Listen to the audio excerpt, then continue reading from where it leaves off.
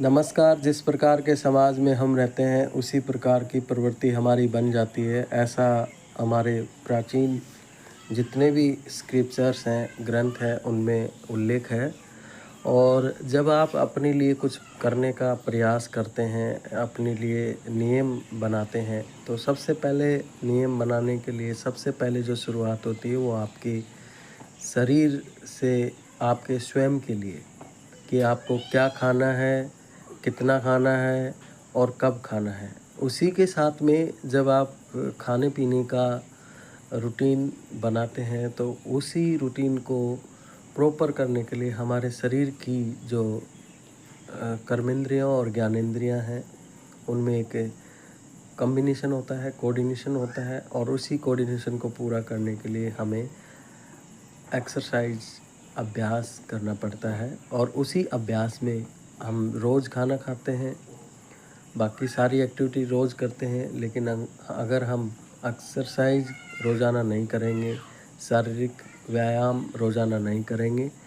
तो कहीं न कहीं हमारी दैनिक दिनचर्या है उसमें एक अवरोध पैदा होगा, और इट विल क्रिएट ए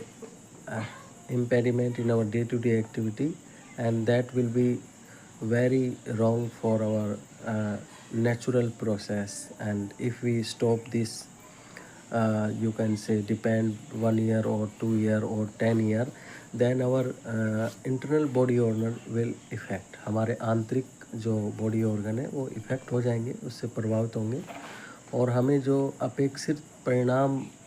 की जो हम आशा रखते हैं कि हम जो खाना खाएं वो डाइजेस्ट हो, जो 18 साल पहले डाइजेस्ट हो रहा था वैसे ही हो, वो वैसे ही नहीं रह पाता, क्योंकि हमने खाने पीने का तो कंट्रोल किया नहीं। और एक्सरसाइज थी वो पूरी तरह से, जो हमारे इंटरनल बॉडी ऑर्गन के लिए जो डाइट थी, एक्सरसाइज उनके लिए डाइट का काम करती है, वो कहीं ना कहीं हमने बहुत कम कर दी, या उतना ही करते जितना ज़रूरत है। मार्केट जाना हो, वॉक करना हो, तो हमारा जो बॉडी है वो एक पर्टिकुलर दिनचर्या का हिस्सा बन गया, और उस दिनचर्या में हमने एक्सरसाइज को निकाल दिया, तो आपका